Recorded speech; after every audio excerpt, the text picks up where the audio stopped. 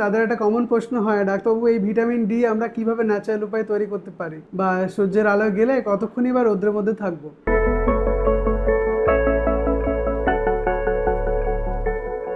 Hello everyone, আমি doctor S K Zaman, consultant psychiatrist, Calcutta national medical college. প্রায়শই রুগীরা আমাদের কাছে রক্তের রিপোর্ট নিয়ে আসেন যে তাদের ভিটামিন ডি লেভেল কম আছে। এখন তাদের একটা কমন প্রশ্ন হয়, ডাক্তারবাবু এই ভিটামিন ডি আমরা কিভাবে ন্যাচারাল উপায়ে তৈরি করতে পারি, বা সূর্যের আলোয় গেলে কতক্ষণই বা রোদ্রের মধ্যে থাকবো। হ্যাঁ, আসুন দেখে নিই আমরা এই ভিটামিন ডি কিভাবে তৈরি হয়। সূর্যের আলোর মধ্যে 3 রকম আল্ট্রাভায়োলেট রে থাকে, আল্ট্রাভায়োলেট এ, বি এবং সি। এই 3টি আল্ট্রাভায়োলেট রে যখন আমাদের চামড়ার উপরে পড়ে আল্ট্রাভায়োলেট বি টাইপটি অ্যাবজর্ব হয়। আল্ট্রাভায়োলেট বি টাইপ অ্যাবজর্ব হয়ে আমাদের চামড়ার তলায় যে কোলেস্টেরল থাকে, সেই কোলেস্টেরলের সাথে একটা জটিল প্রক্রিয়ার মাধ্যমে ভিটামিন ডি তৈরি হয়। এই ভিটামিন ডি আমাদের শারীরিক স্বাস্থ্য এবং মানসিক সুস্বাস্থ্যের জন্য দায়ী।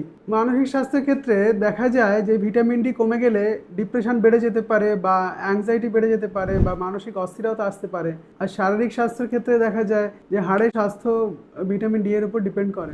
বিভিন্ন গবেষণা যেটা বলছে যে দিনে অ্যাটলিস্ট 10 মিনিট, বা সকাল 10টা থেকে দুপুর 2টোর মধ্যে আমরা যদি 10 মিনিট, বা সপ্তাহে 50 থেকে 70 মিনিট যদি আমরা সূর্যের আলোয় থাকি, তাহলে আমাদের শরীরে যে ভিটামিন ডি এর চাহিদা সেটা পূরণ হয়। একটা মজার কথা বলি, আমরা ভারতীয়রা বা আমরা বাঙালিরা যারা কালো চামড়ার মানুষ, যারা আমাদের চামড়ার কালার নিয়ে দুঃখ করি, আমাদের এই আল্ট্রাভায়োলেট রে থেকে আমরা প্রোটেকশন পাই। আমরা জানি আল্ট্রাভায়োলেট রে আমাদের কালো চামড়া হওয়ার জন্য আল্ট্রাভায়োলেট রে অত সহজে আমাদের চামড়া ভেদ করে আসতে পারে না।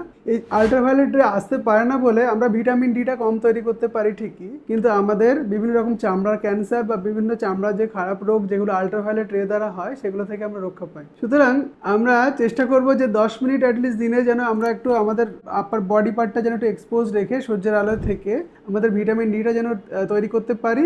মাছ, মাংস, ডিম, চিজ এগুলো থেকে ন্যাচারাল খাদ্য সোর্স হিসেবে আমরা ভিটামিন ডি কিছুটা পরিমাণে পেতে পারি, তবে সূর্যালোক থেকে বেশি পরিমাণে ভিটামিন ডিটা তৈরি হয়। এছাড়াও বিভিন্ন রকম সাপ্লিমেন্ট, ঔষধপত্র আছে যেগুলো দ্বারা আমরা ভিটামিন ডি এর চাহিদা পূরণ করতে পারি। সুতরাং আপনারা সবাই ভালো থাকবেন, আমার চ্যানেলটি শেয়ার করবেন এবং আমার চ্যানেলটি সাবস্ক্রাইব করবেন। Thank you.